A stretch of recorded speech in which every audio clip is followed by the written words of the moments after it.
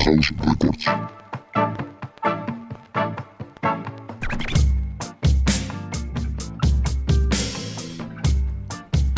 What's up, St. Martians? Welcome to the Sam Mo Show. Today I'm joined by a friend of mine who's a member of Texas State's Choir and Opera, Josh Moore. Josh, welcome to the show. Thanks for having me, man. It's great to be here. So how's your day going, man? It's going pretty well. It's been a bit long considering like all the stuff like classes and different things like that. Being a music major, it seems like you always got a lot going on. Yeah. It's busy. How many hours are you taking this semester? Dude, honestly, it's somewhere roughly around 18. Oh my god! And that's not counting like your opera and stuff like that. No, well, I do kind of count opera into it because like the later hours we have rehearsals and stuff like that. So pretty much what happened was like at the beginning of this semester, I signed up for like my regular like music education classes because that's like the course I'm on. But then like I talked to the opera director and I was like, hey. I can sing. Would it be possible for me to like cover this role? And he was like, yeah, for sure. And so then like I was talking to my voice teacher and different things like that, and she was like, well, you should take the opera workshop class because like that'll teach you a lot more about like opera and like how to perform, how to be an actor, and different things like that. And so I tagged that class on along with like my regular music classes, and then I have my like first music ed class this semester. It's like Foundations of Music Education, which is pretty fun. We like teach and do different things like that. But, so it's like you're basically it's classes to train you to become like a music teacher. Yeah, pretty much. That's what majority of like the music ed classes do when you get into your upper levels, which is a whole different like topic. Yeah. What do you want to teach? Right now, I'm actually in the position where I don't know if I want to do performance or teach. Because like doing the opera, my teacher calls it the performance bug. Like you get a taste of like how it feels and the limelight. Yeah, and you're like, oh, I want to do this for the rest of my life.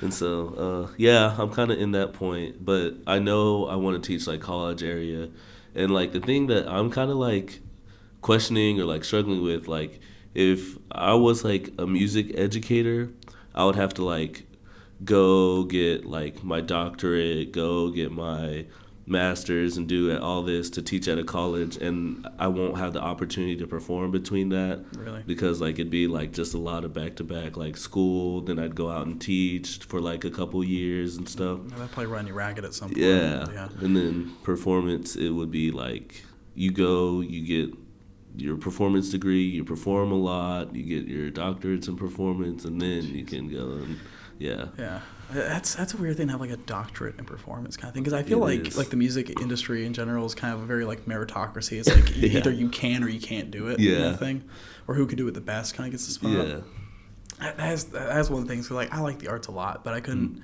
do that as a profession for myself because because sometimes it just comes down to like I don't like you, not like a nice way, but like it's just you're not what we're looking for. Really, yeah. And that's like that, and that can make or break somebody's career. Yeah, that's true. That's very Same way true. with the acting and all the fine arts stuff. And how are these midterms treating you so far? They're treating me. I'll tell you that. Yeah. I had literally I only had 3 midterms this week, and all 3 of them were today. Oh goodness. I'm so tired. I bet. I mean, and the thing too is like it seems like they always hit like in waves. It's just like all on the same day. Yeah. Or, like all within 2 days. Like with all your exams and stuff. Yeah. Yeah, because I had I'm glad I did it when I did, but like I had to do a speech for my public speaking class, and it was like my options were like this like Wednesday of last week, Monday of this week, or Wednesday of this week. I'm one of those people like I'm a pretty good speaker in public, and so like my only weakness is like if you give me too long to think about it, I start psyching myself out. I start just tripping over my words. So I was like, I just went second, and I was like, I'm just gonna go right into it.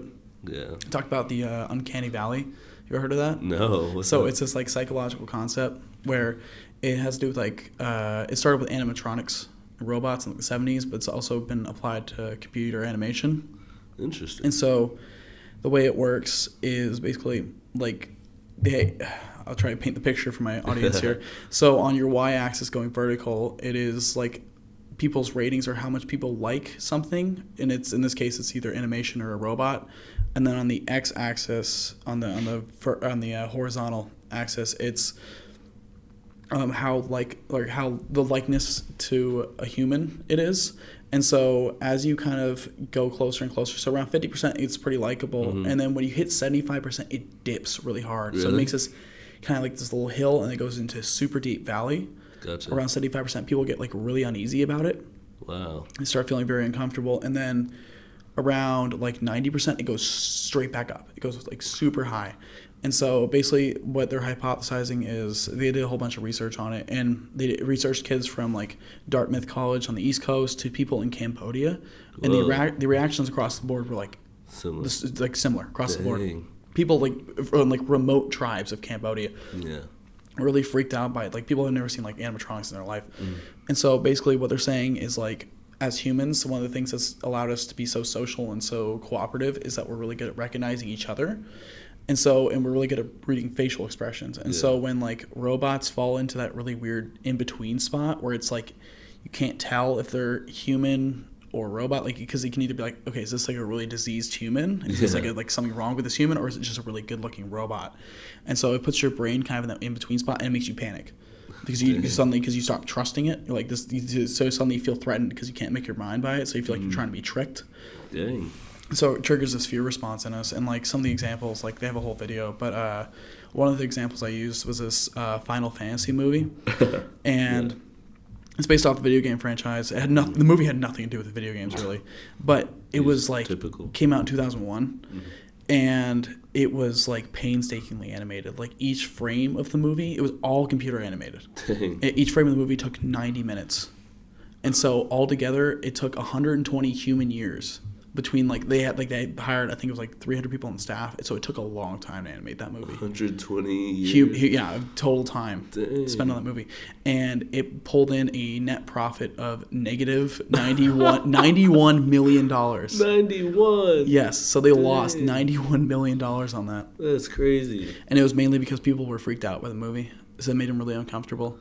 Because like.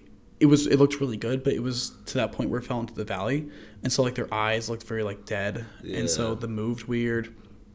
People were really irked by it, and so like I use that as one of the like really costly examples. And I mean the speech went pretty well, but I'm glad I got out of the way when I did, because if I had this coming up like yesterday, or today, I would have been freaking out. But yeah, so I had the 3 other midterms today. And I feel pretty good about them. I mean, it's classes I like. Yeah. Stuff like social psychology, that stuff's fascinating. Yeah. Pretty interesting. Yeah, and they also had an oral exam in Spanish. And literally, because I have like a 2-hour gap between my social psych class and my Spanish class. My Spanish 1 class that is taught entirely in Spanish. No. Yes. Spanish 1? Senora Wilson teaches the whole thing in Spanish. Yes. That's a negative for me. Yeah. No me gusta. She's a good teacher, though. Yeah, that's good. Yeah, but it's that class. Because, like, there's some times where it's like, I think I get what you're saying, but I need to know specifically what you're saying here, and like it can lead to really weird misunderstandings. But it was a pretty simple oral exam. It was just asking questions, and I showed up like in river gear. I showed up in like my short swim trunks and like I'm ready to get sunglasses, and I had my lawn chair with me with my backpack. And they're like, one of the questions was, "What do you do after class?" And I said, "Voy a El Rio, go to the river. I'm going right to the river." That went pretty well from what I understand, but I got down there and I was chilling out. I was swimming in the river, I was tanning, and then I forgot I had this like leadership meeting thing. I'm part of the National Society of Leadership and Success. It's a lot. I'll leave that as a no comment for right now, but because from what I understood, I thought it was just gonna be like another resume bullet you could put on there. It's taken 2 hours out of my Thursday for the past 3 or 4 weeks, and it's gonna keep doing that until the semester's over. So I was like sitting there. I was like, I showed up. I literally just walked from Sewell in my swim trunks to the meeting, and I was like, "Can you tell I don't want to be here right now?" Right. It was, and then we had to watch a like little. It wasn't like a lecture. It was Dr. Drew from the '80s. He's a cool guy. He had a kind of cool speech, and it was all right. But I was like, I just really want to like take a nap right now. Yeah. But I couldn't. It's been a lot. I am dog tired. Yeah. So, did you hear the news this week about student government? They passed that legislation that, for those of you who don't know, underclassmen have been able to give their swipes to seniors. It's a proud, time-honored tradition here at Texas State for seniors to pester underclassmen to give them swipes, and student government has said no more. And now there have been a lot of student organizations that are already speaking out against it and saying that, since we paid for our swipes, we own the right to what we do with them, which I agree with. I think most people can agree with that, but I don't think that's quite fair. Yeah. Like I said, and the thing is, like, Tech State as a university has been focusing on, like, food insecurity in San Marcos and talking about, like, we don't want people going hungry, so they've been working with food banks, stuff like that. Yeah. It's like, this gets right in the way of that. It really does. It's like, if you want to help people get food in their bellies, you want to, have people giving out swipes. It's not like people are stealing them because you have. It's true. You're offering. Yeah, you're offering. You're trying to be nice, trying to be a good neighbor. But, like I said, as if the dining experience couldn't get any worse there. Because those new kiosks, I'm not a fan of the kiosk system. I am not a fan. I don't know what's so hard about just walking up to somebody and saying, hey, can I get a meal trade, chicken tender basket? Dude, with honey mustard. The thing that, and the thing that I realized, the orders get so backed up because everybody will just like press it super fast and then they'll wait. And or they'll do tap and go. Yeah, and then they just they'll get super behind and you'll have 20 people standing at one restaurant. Because, I like the sandwiches I create, but the line is ungodly long. It is the worst. And it's because they're all understaffed now. Because those kiosks, those took away students' jobs. So in order to pay for those kiosks for a robot to do somebody else's job, students lost jobs over that. And I get they want to go for the efficiency model, but now you have less people who work the restaurant, and it's going to take longer. So you kind of just take one step forward, 2 steps back. Yeah. And so I don't know. Like I said, and that's one of the many crotch kicks students took this week. And the other one was Riverfest. Neither of us have experienced it, but from what I understand, it was this big concert that would happen the week before finals at Sewell, and after 16 years, they're saying it's over. They're saying it didn't draw in a diverse group of people. I don't know what that's supposed to mean, but I guess they just only listened to the indie music. And so now they're doing Gaillardia Fest, and that's going to be April 26th this year.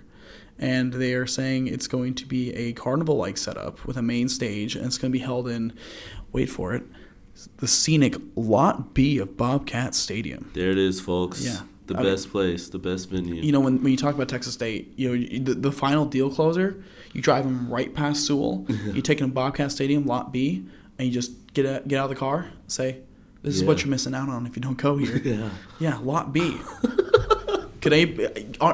What a joke! I'm sorry. It's so goofy. It's such a nice performing area. A parking lot. I mean, they're really just messing up. It's you couldn't make this any worse. And so I want to be open-minded. I'll probably go check it out still because students get in free. Oh, okay. So I might have to see what's going on. I'll go check it out. But I am doubtful. I don't know what about a parking lot is going to make it more appealing to artists that they can't book in the first place. And then the stage at Sewell, that's a dope area. It's float the river, sit there. It's really Sewell's, really nice. I was just sitting there today. I was like, how cool of a spot this is, right? For the hill to be facing the sun and bikini. I was like, this is where it's supposed to be. Yeah, this is beautiful. Also, you got the park legends there. You got Frisbee Dan. Yeah, that guy is wild. And then you got Sun God too. He does I haven't seen him. You haven't seen him? No. He's all over campus, but he's really? in Sewell a lot lately, and his skin's like leather. He's so tan. He just does yoga and core exercises out in the park. That's pretty sick. I want to have him on the show. I would be love awesome. to have you should ask him. Frisbee Dan. I don't know how to be like, hey Frisbee Dan, I got a podcast. It's pretty cool. You should check it out, man. He'd be like, who the fuck are you? Be like, good point. See ya. Sorry for bothering you. Frisbee on. I don't know. Frisbee on. I don't know. The other guy is what is his name? Bubble Guy. Bubble Believer. I want to have him on because he follows the show. Dude, I feel like he would. I would love to have him on. I legit feel like he would. Him, and then there's one other person in San Marcos. Have you ever been to Stonewall? I have. I went to Stonewall on Valentine's Day. Really? For the drag show. That was a lot of fun. Really? That was probably the most fun I've had on Valentine's Day in years. But I don't know what you would call her, but I guess she calls herself Mother. So her name's Cheetah, and she's kind of like the main bitch of the whole thing. She runs the whole thing. She's the ringleader, if you will. She runs the whole show, and she's super funny. I want to have her on too. That'd be awesome to have her on. That'd be cool. Because Stonewall's a super cool joint. I have a friend who actually just got a job there, being security, really? maintenance. Yeah. Actually, I don't know if I should. Oh, whatever. Fuck it. I'll say it. You can't prove it. Maybe it's fake, but I have videos to prove otherwise. But you won't see them because when I'm running for president in 2036, I don't want these coming up. Yeah. Somebody's gonna sabotage me. But Surface so on Twitter. It was Valentine's Day, and we were there having a good time, and they had a lip sync contest. Oh. What I was doing is they would have us go up there, and they're like Michelle and Garrett and all them were pressuring me to do it. I was like, nah. And then they kept saying like, go up there, and I was like, no. I was like, somebody else is gonna go. They had people like actually in drag wanting to do this, and I was like, no, I don't want to do that. I don't want to take somebody else's spot. And then they're like, we still have room for one more. And then Mitch like nudges my back. I'm like, all right, and I write my name on there. I didn't want to use my actual name, so I was using an alias. I used Mr. Rogers. Mr. Rogers. I don't know why. It was just that this theme song was stuck in my head all day. It was like, it's a beautiful day in the neighborhood. And I went up there and I did Ariana Grande. Oh, so great. God, what song did I do? Because I was going to do Greedy, but then one of the other performers did Greedy, so I'm glad I didn't. Yeah. What is it? So baby, come buy me up, and baby, I'll let you on it. Let's go. Conversation and a little more desperate. Oh, Into You. There you go. I'm so into you. Yeah. That's my so jam. I did that, and I was going in, and like I said, like I was definitely the only straight person in that club that night, but I was killing it, no fear. Hey, like I was yes, going sir. in. I made $4. People were throwing money. Really? At me. Yeah. Oh yes, sir. I saw some hungry eyes too, and I was like, oh. That's a no for me. That's a no. I had a lot of fun, and so I came in second. Really? Second. Yeah, I won a Congrats. coupon to Jimmy John's. I just kind of have it pinned on my board as kind of a little trophy. Yes, sir. It was a lot of fun. That's so awesome. But that's a really cool job. I love to have Cheetah on too. What do you do for spring break? Spring break, dude. I'm going home. I'm catching up on sleep. I've been missing. Yeah, I'm sure. Yeah, and then you got a busy life. Yeah, and then the opera's like the week like right after spring break, so I'm gonna brush up on everything. Yeah. Like once 3-4 times a day. I am kind of pissed that like Texas State has a break separate from everybody else. Yes, bro. That does piss me off a little bit too much. But because like I said, like we have a lot of friends that go to like A&M, UT, and stuff. That's like we don't even get to see them. Don't ever get to see them. It's because like nothing lines up. I know other people like other states do their spring break this week, which is cool, I guess. But like this other state is like all my 2 friends from Wisconsin. Right. I mean, I'm going down to Padre. Oh, for nice. spring break. I'm gonna actually. So what I'm doing is I'm doing some temporary tattoos. I'm doing ink box. Oh, and I did the first one tonight on my back left shoulder. Came out like shit. It was a shit stencil, and so like it was supposed to be a star on my back left trap. Yeah. And it came through like shit. It looks like a 4-year-old took like a black Sharpie and just like, star. So I'm like, great. So this looks like a shitty temporary tattoo, and I'm getting another one like a little teardrop on my.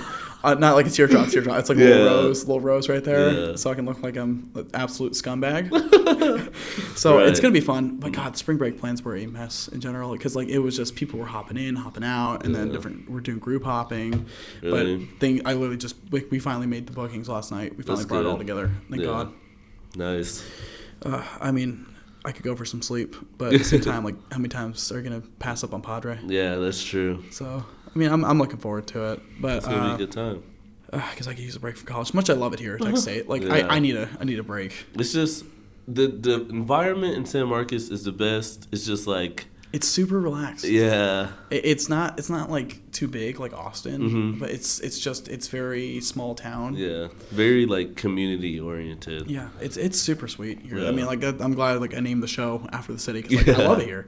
But speaking of just universities in general, have you heard about this whole Operation Varsity Blues that came out this past week? Yeah, bro. Yeah. So, for those of you who don't know, the FBI Crazy. like cracked down on this huge college admissions scam. So, colleges like elite colleges like USC, Yale, UT, among some of them, and they got like 50 people indicted on them, and 2 of them like I forget one of the others, but like what's her name? The mom from Full House. Really? Yeah, her daughter got caught up in this. No way. Because she didn't really have what it takes to get into USC. Wow.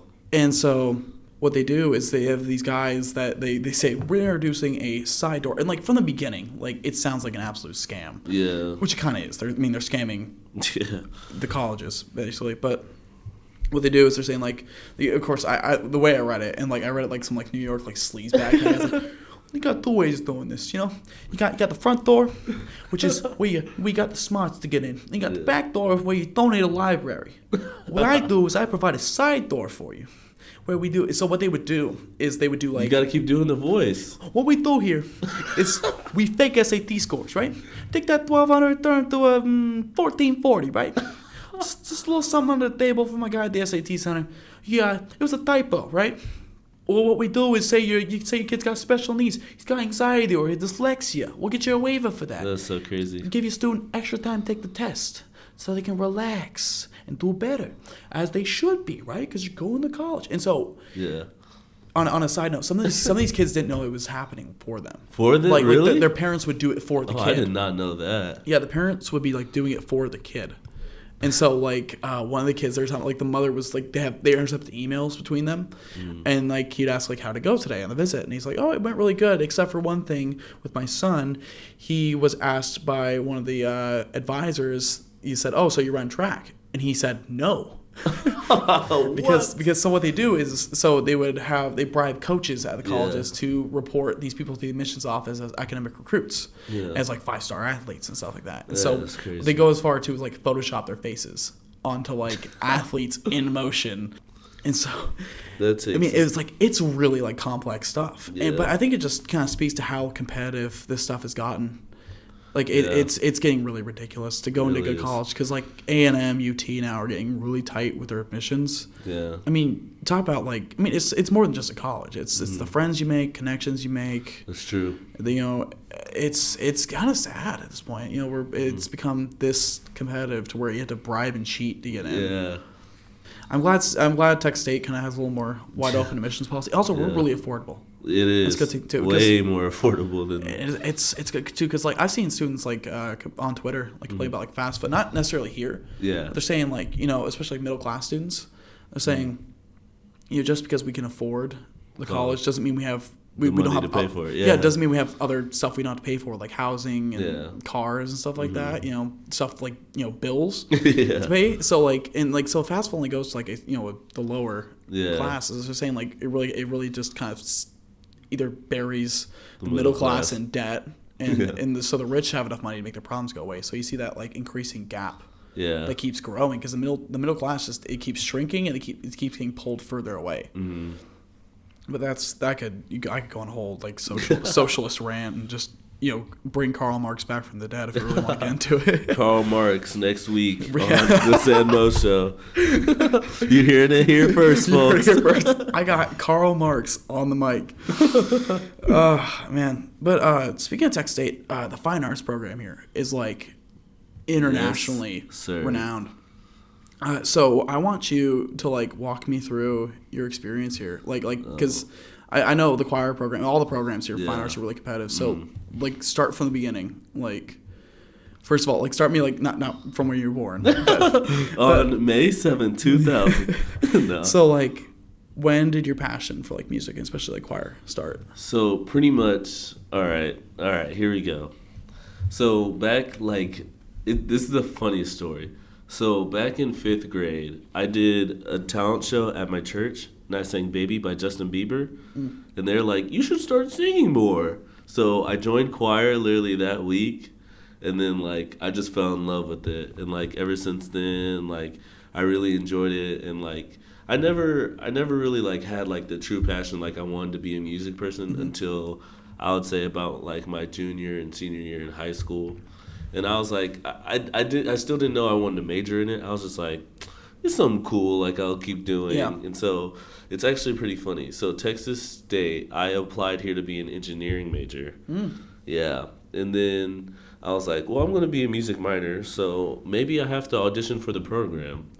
Engineering and music, huh? Yeah. That's what I want to do? Yeah. I thought, because I was like, well, music's not going to be enough money, so I need engineering, which will pay pretty good.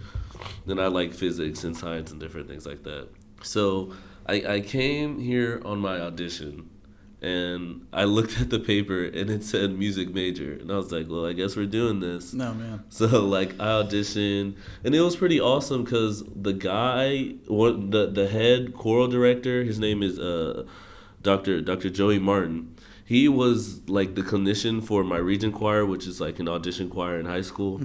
And so like everybody in like your region, in our region we had like Southwest High School, Judson, Steele. It's just like the best students audition from like certain areas of Texas into like one choir. So you already knew him pretty well. Yeah. Well, yeah. He was our clinician, and so like I met him, and like I got to work with him, and I really loved his like style and different things like that. And I was like, well, maybe I'll go do music at Texas State, but not major in it.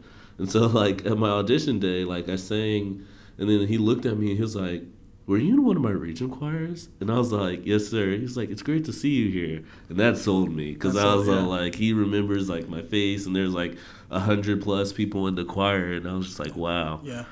So what's the audition process like? The audition process, it's a little okay. So for me, it wasn't as stressful as it might have been because I first went like 2-3 weeks before my audition here, like my in-person audition, because we had to send like a pre-screened video before like we would get the opportunity to audition in person.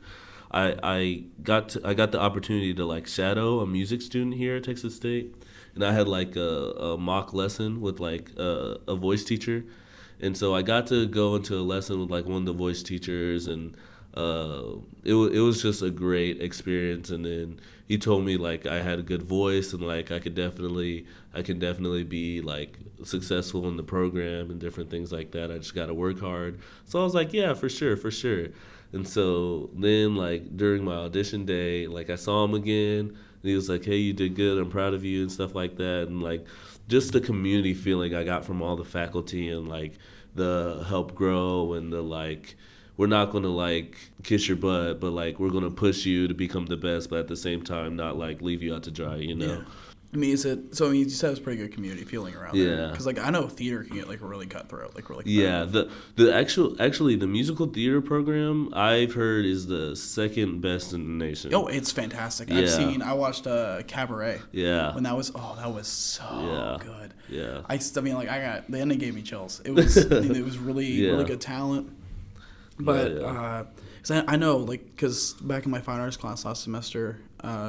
Mr. Peeler, he was talking about it, and he's saying like there are students who will literally get into Rice's music program, but not Texas State's music program sometimes. Yeah. Or like, especially like for musical theater, like big colleges, they will get over Texas State. Yeah. Because it's a really selective group. Because at first I was like, I'm still on the tracks page for it, and I kind of hate it because I was like, I was like. I did theater one time in high school. That was pretty fun. And then I did a movie with Quinn Wilson. Oh yeah. I did Sweet Vengeance, and I played like a kind of a minor role. No, I mean I was the bad guy. Yeah. So Bryce Harper a little bit. Yeah, and so like I it was a lot of fun. I was like I enjoyed it. I want to keep doing this. And then I was like, yeah, me and all basically like 9 months worth of fucking experience doing theater. Let me crack open this Texas State audition, and I went to cause I do critiques, and so I went to theater plays and stuff like that, and I was like, oh my god, like this is way out of like anything I could have. I mean, it's fantastic to watch, but also I'm like intimidated beyond all hell. So I was like, okay, we're just gonna do something else. I'll do a podcast. Yeah. And I watched the first one I saw was Mr. Burns. It was like a post-electric play. It was... Oh, I think I know what you're talking about. Super weird, but I loved it. I think it's probably Cabaret was really good, but I think, like, Mr. Burns, they're the same level, but for different reasons. Yeah. Mr. Burns was probably one of the most original things I've seen in a long time, because basically the story goes, like, there's a, like, apocalyptic event. They kind of hint at it, but they never really get to the specifics of it, which I kind of let your imagination wander. Yeah. And so, basically, like, you have this group of survivors, and they're going through everything. And it's a theater troupe. They become a theater troupe, and they work for money. Oh. And so they do, like, a traveling show. And the thing is, there's only, like, so many scripts still remaining after the event. And so they have to, like, piece together scripts and stuff like that, or, like, improvise from memory. Or like, oh, so like they'll get in like fights sometimes, like other groups over like who gets to have like The script. this episode of Friends. Dang. Kind of thing. Or they'll get like, or they'll have like people who stockpile them and sell them out, kind of thing. Or and so if they don't like a certain troop or the way that certain troops like treating the artwork, they'll like choke them out. Basically, they'll stop giving them scripts. Dang. And so like they get in the whole thing, and like mind you, it's like this is post-apocalyptic America. Yeah. Like shit's gone down. Like nukes went off, kind of thing. Yeah. And I remember because so I don't want to spoil anything, but so they fast forward like another 100 years later. Yeah. And so mind you, like their whole thing is they do The Simpsons. Mm-hmm. Like that's their whole bit. They have a bunch of Simpsons props, and they kind of like reenact episodes kind of from memory, and they kind of like demonstrate the telephone effect, where after like so long, like the story, the details get so muddled that it's almost like unrecognizable. Dang. And so like the final act of the play becomes like this huge like operatic, not like operatic, but like it's this huge performance. Like at first it was like a little theater thing, but it becomes like musical theater, and like have like they have like kind of the Greek chorus in the back. Oh yeah. And mind you, this is an episode of The Simpsons. Mm-hmm.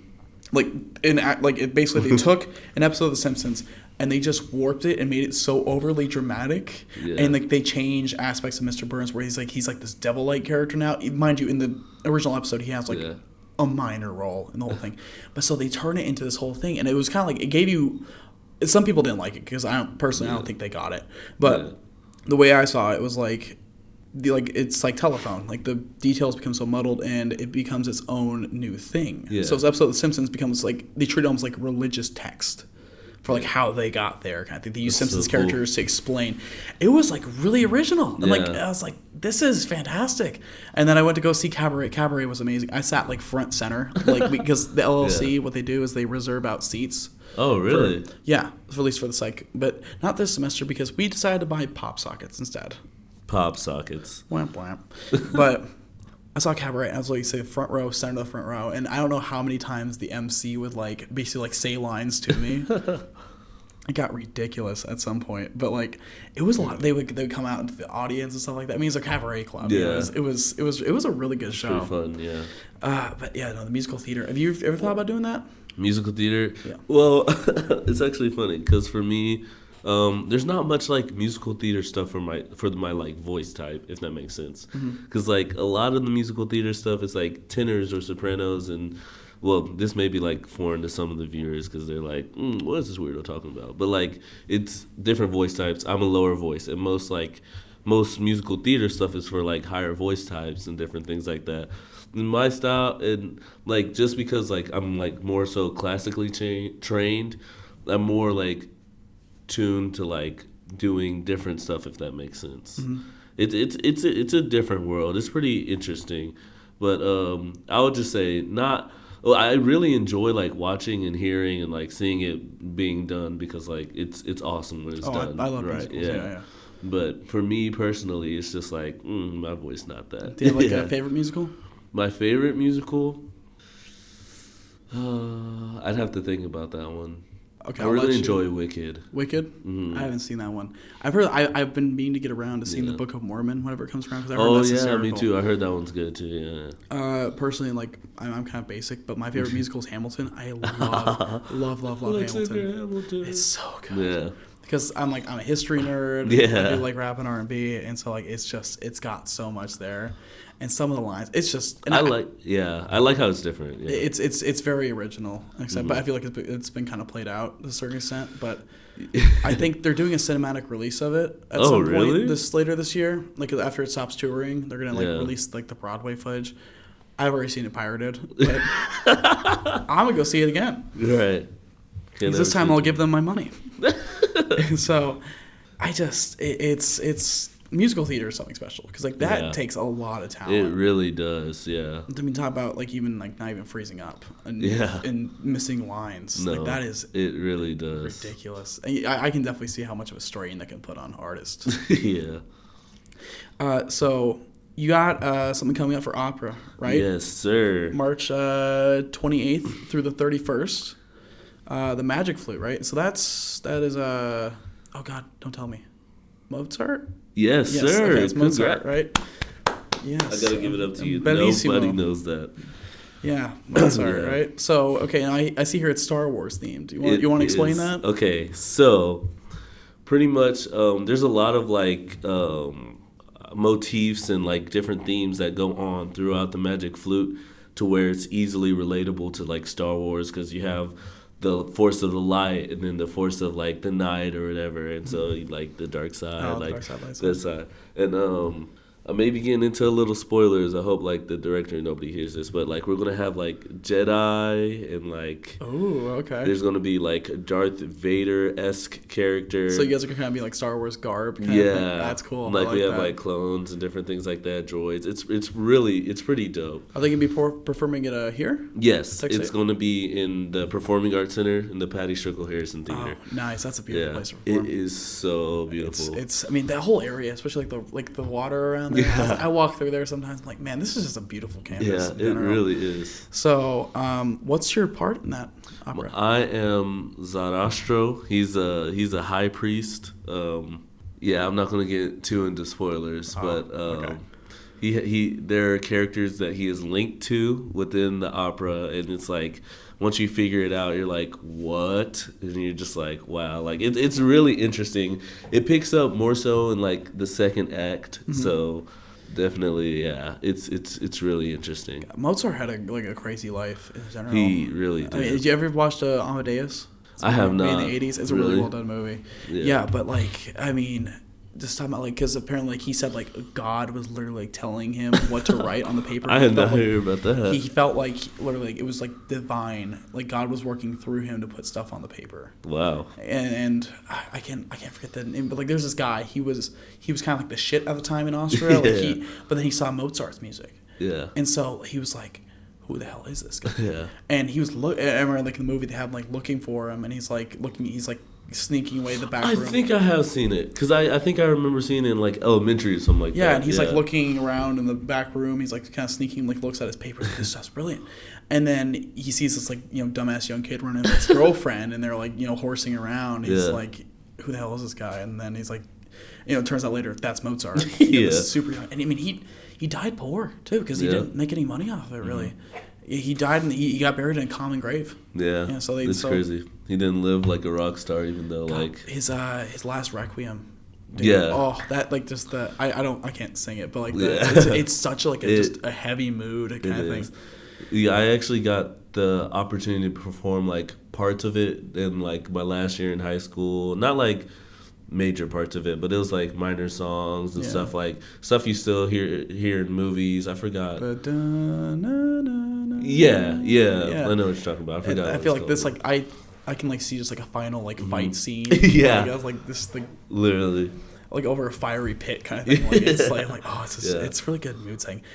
So what made you want to do opera specifically? Okay, so last semester there's this competition called NATS, which stands for National American Teacher Society, or not National Applied Teacher Society, something like that. It's pretty much where most like voice teachers, private voice teachers, public, different things like that, they'll register some of their students and they'll take them with them and like compete, not necessarily in their name, but they'll compete for like different like areas, different like stages and stuff like that.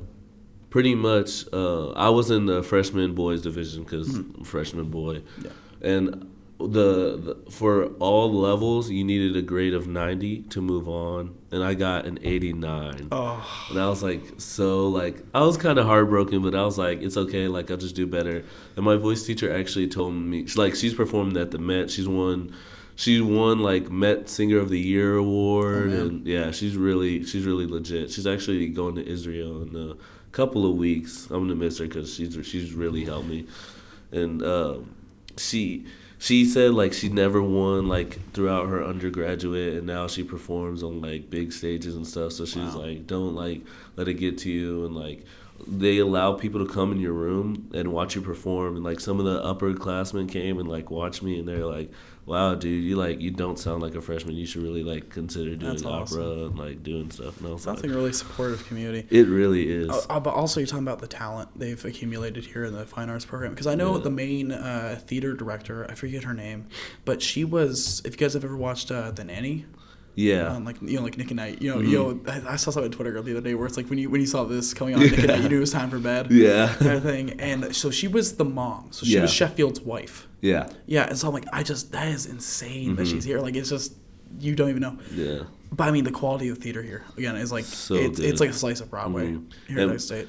And we got like this new opera director. His name is like Dr. Reynolds, and like he's really big on like acting. Because typically when you see operas, it's like all singing and like the acting is like poor.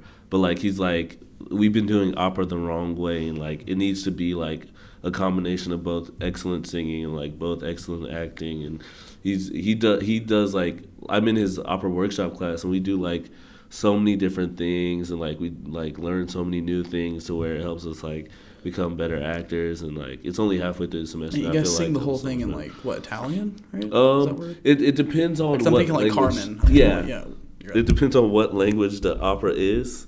For the Magic Flute that we're doing, the singing is going to be done all in German. Okay. Ooh. And there's dialogue in the opera, so the dialogue is going to be in English. Okay, that's good. So we're not going to be like up there speaking in German, so like people will actually be able to understand us. So I mean, is the dialogue like just how we're talking right now, or is it like still sung to an extent? No, the dialogue's talking. Okay. But it's more so like performed. Yeah. God, singing in German. Yeah. How is that? Okay, so I'm gonna let you in on a little secret. Okay. We don't actually have to learn the language. Yeah, of course not. We just have to learn the IPA, and then we have to learn what we're singing about. Yeah. If that makes sense. Yeah. No, because like I listen to BTS every now and then, like K-pop group. Yeah. And like I sing along at a certain point once I know the words well enough. I mean, there's English mixed in there, but like I'll be saying stuff in Korean. I don't know what I'm saying, but I'm just making the sounds they're making. Yeah. And that's kind of, I mean, like, but I know for like German, like it's, especially when you speak it, it's like it's from the back of the throat. It's very guttural. It's like ach, du lieber. Yeah. It's really fun. Yeah. So you gotta really dig deep back there to hit some of those. And it's really interesting because the more you know what you're talking about, like why I think like our program is so good is because they make us write into word for word translations. Mm-hmm. So like we know what we're saying, each word we're singing. So it's like we're not just like guessing and going actions based off of like what the whole idea is. We're doing actions based on what I'm saying at that moment. Then it's really interesting. That is insane. So okay, so now you're also doing choir. Right? Yes. You got a full plate. Yeah. Okay, so you're gonna have to help me pronounce this. It's a requiem. Is it Frauer or Faré? Faré. Oh wow, I feel very. I may have said that wrong also, but it's okay. Faré. Yeah, he's a French composer. Okay. And he's one of the more so well known French composers. Okay. But he's written like solo pieces. He's written this requiem. He's written choral pieces, and it's all in French. Mm-hmm. So like this requiem that we're doing is going to actually be in Italian. Okay. But he's a French composer. But he wrote this requiem in Italian. Like, I forgot to ask you what I don't know what you call it, but like it's alto. Voice type. Yeah, what voice type are you? I would be bass. So it's like soprano is like high voice girl. Mm-hmm. Alto or we'll speak in choir terms. Alto is like a lower voice woman, and then there's tenor, which is the higher voice man, and then bass, which is the lower voice man. Okay. Then there's baritone between tenor and bass, but I mean sometimes it's just compiled into those four. So you're bass, so you do a lot of the lower. Yeah. What about for opera? Is that the same kind of thing? It's very similar, but it's slightly different. So opera, it kind of goes like soprano, then you have this thing called a countertenor. Okay. And so countertenors usually sing like super high, but they're usually males. Okay. That can sing like super high. Back in the day, like way back in the day, like 1800s. They'd castrate the kids. Yeah. They would castrate the kids like while they're young, so when they get older, they could just sing high. For the craft. Yeah, and you used to make a lot of money off of it. countertenors aren't more so like as common just because we don't castrate our kids anymore. Of course. Yeah. Well, I mean, you still have some people who can do those notes. We actually have a countertenor in our program, Really? which is pretty awesome. That's incredible. Now, Josh, the important question here is: would you cut off your balls to have to have millions, millions of fans and millions of dollars? If I'm a young boy and I can sing high, and they say in the future, we cut off your balls right now, and we're gonna give you a little snip. Yeah, we're gonna give you like a bunch of millions of dollars. You'll be set for life. Just cut off your balls. I'll be all like, bro, bring out the scissors. These student loans are catching up. Right. No. Balls are coming off. Yeah, but no, it's pretty interesting. And then like right under countertenor, it's mezzo soprano instead of alto. Okay. So that's like a lower voice woman, but like it's really interesting because they can sing some of the soprano notes, like sing just as high, but they can sing like lower. It's really interesting. I don't know like the full like definition or like terminology. I'm like barely into opera, but yeah. So back to the Requiem. Because I got to watch the Brahms Requiem back in the winter. Oh, yes. That was a really good one. Mm-hmm. And I remember at first I was kind of taken aback because you had the choir and they flanked the middle of the singing section. They sang like into the middle section. Yeah. That hit me right in the feels. I was like, ooh. Yeah. And like it was in English too, because I was like I could hear the words they're saying, like this is like that like blue lighting. I was like, man, this is really getting me, to a place I haven't been in a while. But it was really good. But from a casual viewer's perspective, I got a couple questions for you here.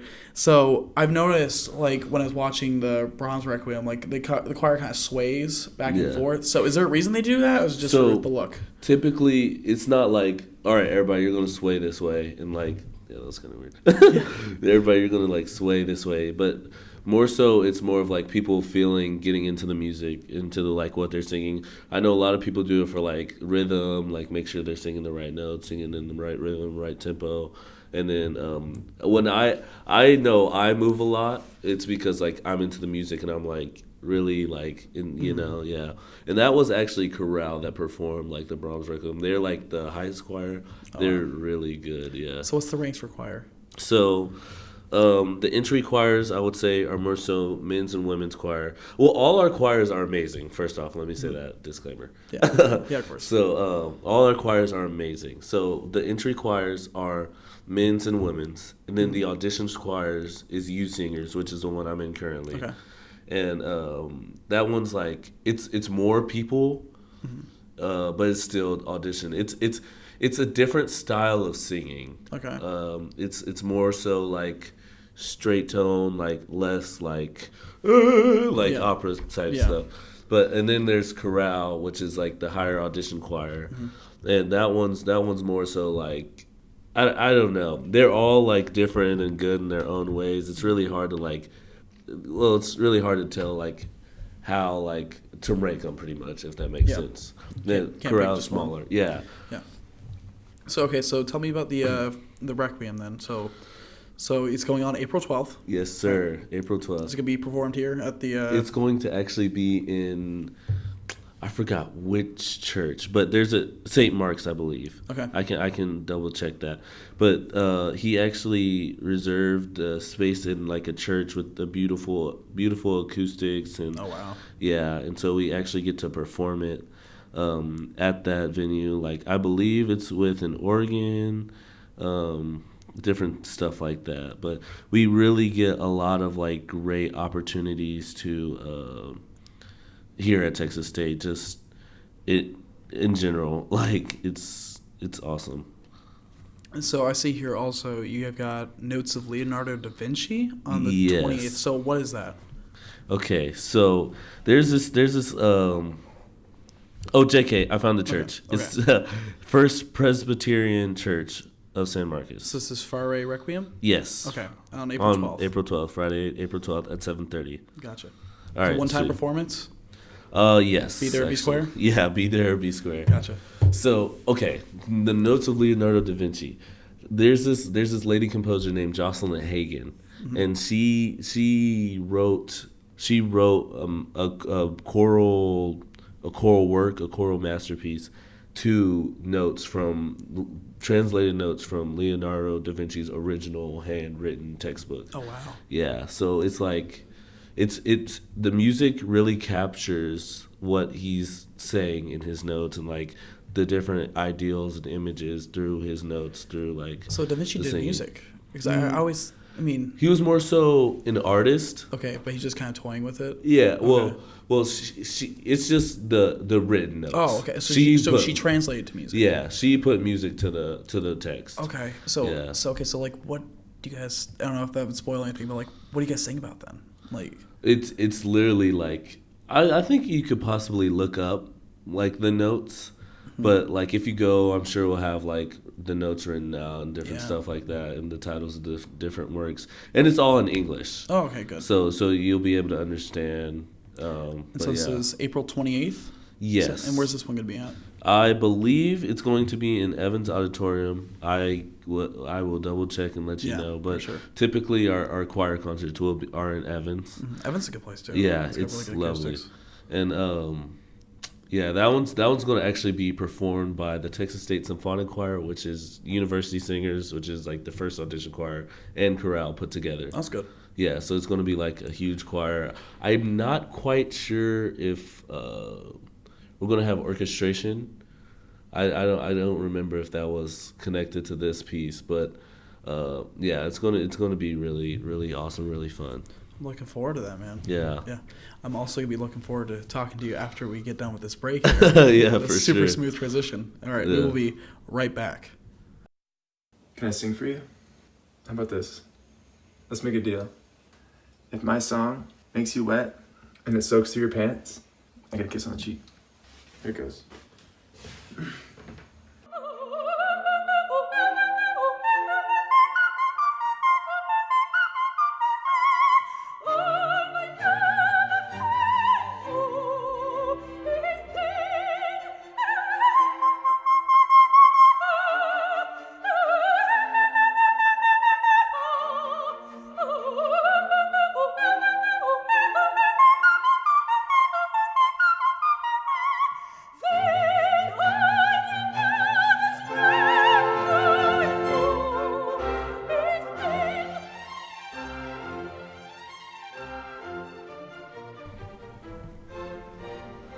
All right, and we are back, and we have just enough time for our weekly round of fan mail. This one comes from Chloe Hammock of Tower Hall here at Texas State University, and the question's for both of us, and they're asking, have you guys watched any good anime recently, and if so, what ones?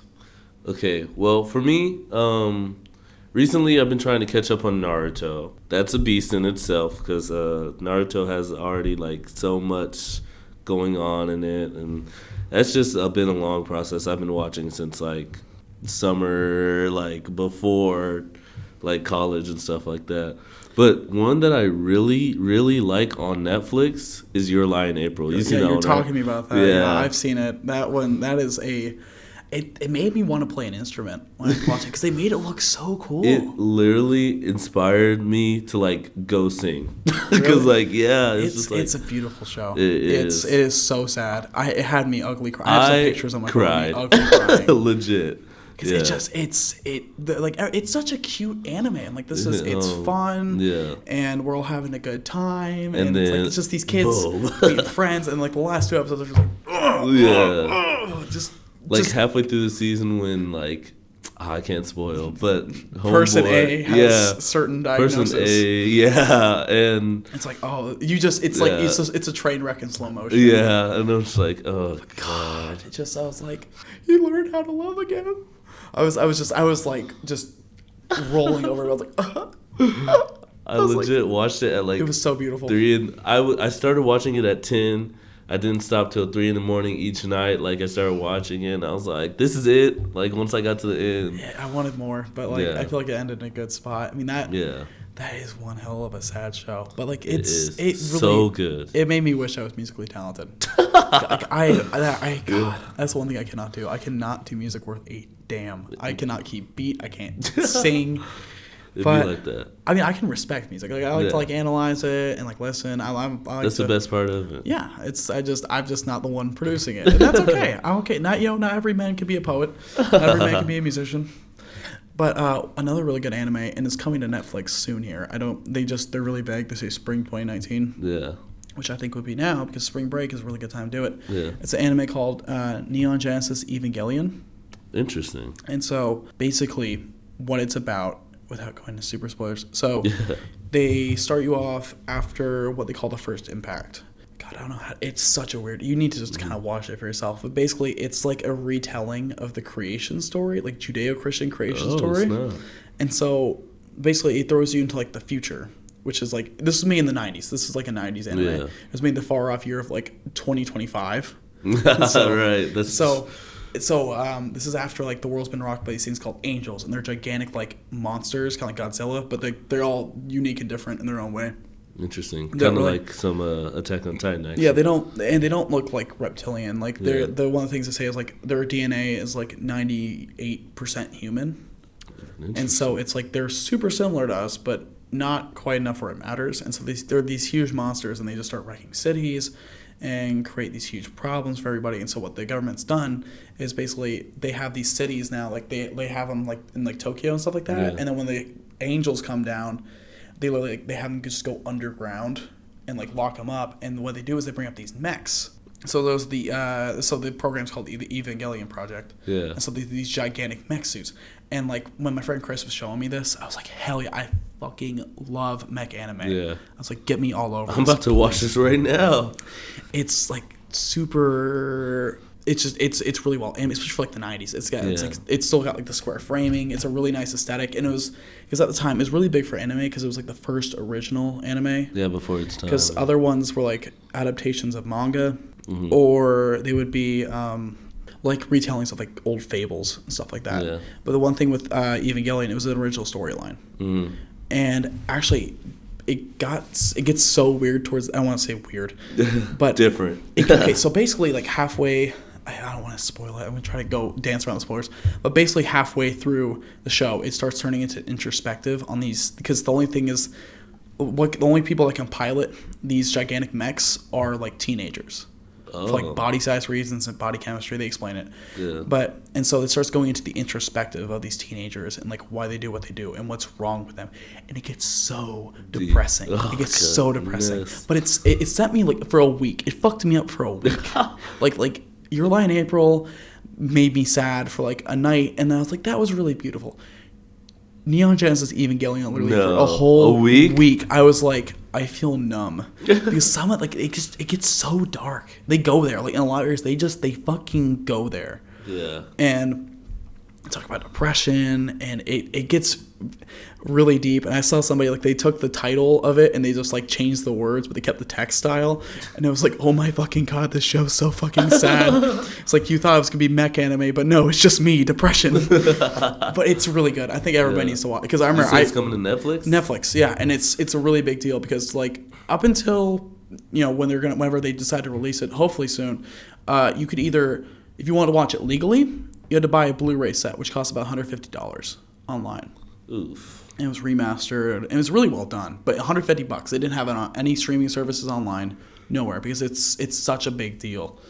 Terrible. And so Netflix finally got the rights. God knows how much money they spent on that. Right. They got the rights to it. And so they're going to be streaming it whenever. I don't know if they're going to be doing the sub and the dub. But I recommend. Both are really good. Yeah. I watched like... So me and my friend Chris, the night we watched it, because it's like about 26, 27 episodes. So we started around like 8 o'clock that night, started drinking, started throwing back some beers. And like around like 10:30, 11, I was like, I am too drunk to keep up with these subtitles. So I was like, you're going to have to switch it to the dub. Yeah. They're both really well done. Yeah. But it's a really good show. It gets really good into introspective stuff. And it deals a lot with like loneliness. Wow. But also like... self-acceptance and that, especially for like teenagers, especially for me at the time, last summer, that was something I was really struggling with, and it kind of like it gets unbelievably abstract, because the thing is so it gets very abstract at the end, mainly because they were taking it off the air, they were canceling it because it made people so because it was on a kids channel. And so like it starts getting to like suicide and depression and stuff like that, like those themes, and the kids were getting weirded out and the parents were calling in, so they're like, we're cutting funding. You got to wrap this up in 2 episodes. And so it gets like super duper abstract towards the end where like they ran out of funding. And so like they have like the main character Shinji go on this like internal monologue and they like just take pictures of like random stuff. But it gets very abstract. But then there's a movie. And I think Netflix probably bought the rights to the movie too, where it's called The End of Evangelion. And it's basically like the ending he wanted to do. Because after it went off the air, it was dead in the water for probably about 4 or 5 years, but then gained a really huge cult following. Yeah. And then the demand came back, and so they're like, "Here, we'll give you a movie," because it's really a work of art. Yeah. Like there's like Freudian psychology mixed in there, like id, ego, superego stuff. There is like Judeo-Christian creation story stuff. It's crazy. And it's like I remember watching like the end of Evangelion, like the final like act scene of it. I was like, what kind of drugs are you on? I mean, like it was beautiful. Yeah. I was like, this is so like uncomprehensively creative. And I mean, to think like a lot of the stuff was like hand drawn at the time. Really? So I mean, there was computer help, but like a lot of the designs, like these designs, he drew up these designs. That's crazy. And there's speculation that the guy who made it, I forget his name, but that he's potentially on the spectrum because he is a little weird. Yeah. But I mean, it's like he is so brilliant. And like it's such a deep story because every character, like all the main characters, they all have something wrong with them.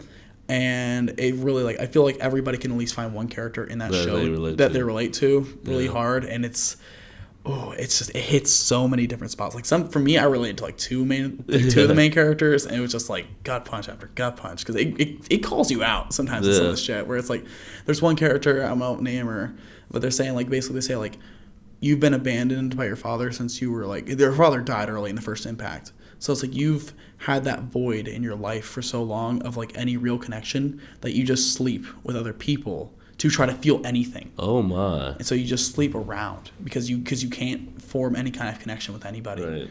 And there's another girl who was like she's from Germany, and she has like these super high expectations placed on her, and so she goes out of her way. She's a bitch. Like she's one of my favorite characters, but she's objectively a bitch. She is so mean to everybody. But they kind of break down her character, and they're talking about like why she is the way she is because like her mother didn't want her, and her mother like went crazy, and so like she was doing everything. She's like trying to impress her mom. She's like saying like look at me kind of thing. And I won't go any further into it, but like it goes super introspective on like each of the characters. Yeah, it's crazy. It gets so crazy towards the end, but it's such a good anime, and so that's probably one of my favorites. It's a shorter series. A lot like my top 2 animes probably are Neon Genesis Evangelion and Cowboy Bebop. You ever seen Cowboy Bebop? I've seen parts of it, but I haven't. If you like music, you love that one because it's. I like parts of it. So basically, Cowboy Bebop. I'm having a stroke. Cowbop. Baokoi Kebop. Okay, so Cowboy Bebop basically is a mixture of like the Western genre, sci-fi, and noir. And it was made in the late 90s, early 2000s. And it came on. It was one of the first really big hit animes in the West. Mm-hmm.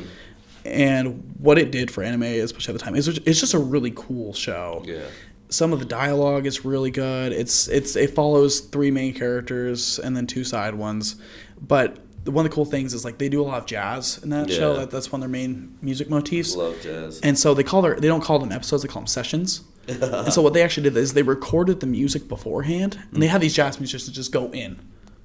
They just had them just like do whatever they wanted. And then what they did is they drew the scenes around the music. Whoa. So it's like it's set in the year like 2070 something. Yeah. So they have like spacecrafts and stuff like that, and they're flying around. And so they built the scene and the fight scene around what the music's doing. Yeah. Dang. It is incredible. It's a really good one to watch too. It's another pretty short series, but I think it's only like 30 episodes.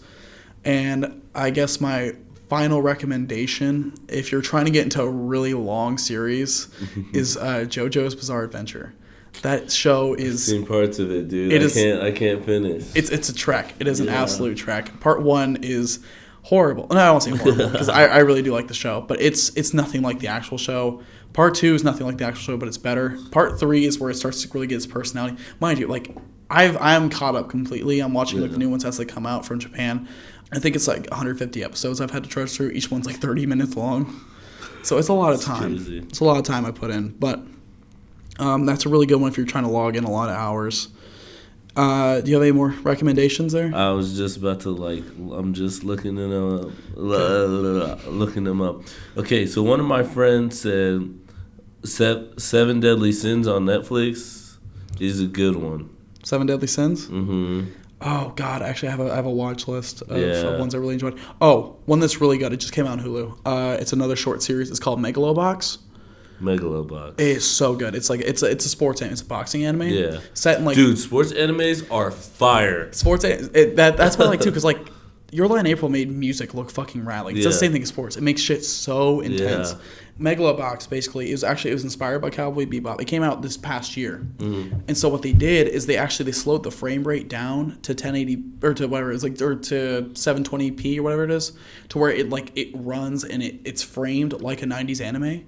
So it's still it looks like it's from the 90s, but it was made last year. Whoa. And so it's a boxing anime, and it's set in like the not so distant future. Like all these are, and so basically it's like a new kind of boxing where it's still boxing, but you have like equipment hooked up to your shoulders and arms and stuff, so where you punch harder and faster, and so you can build your own gear. So you have some guys with like these huge brawler gear that moves slow, like they're like it almost looks like they're half garbage truck kind of thing. Yeah. Some that have like really light gear, and it's a really good.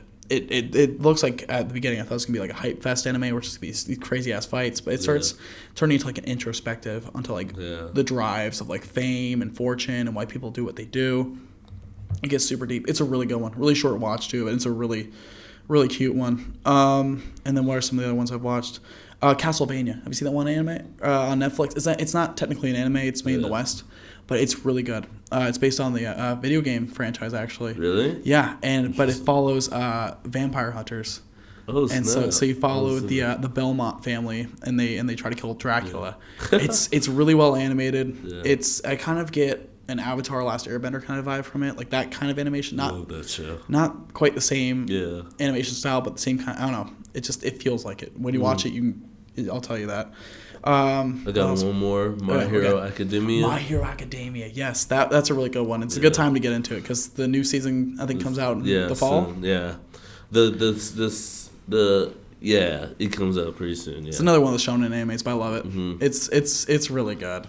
Yeah. God, I watched the dub for all of it because I like the dub. The dub's really well done. I like dub. It's just sometimes I'd be trying to multitask while I'm watching. And and that's the thing too. Like, when because JoJo's basically almost all subbed, and so you have to like sit down to pay attention to it. Yeah, you know, it takes time. But My Hero Academia is really good. You know, some people write off just another shonen kind of anime, but I love it. Do you have any other recommendations? No, but speaking of anime, have you heard the new Jump Force game? Yeah, I played it. I played it. It is legit. Do you have it? I have it. Yeah. I'll have to come down to the 7th floor and play against you, because they have Jotaro Kujo and Dio from JoJo's Bizarre Adventure. They're a lot of fun to play as. They are. Who do you usually play as? I usually play as my boy Trunks. Trunks. He got that heat. And then I also. Who else do I usually use? I like playing with Gaara from Naruto. Gaara's low-key kind of OP though, so I will admit that. But. Do you you still keeping up with Dragon Ball?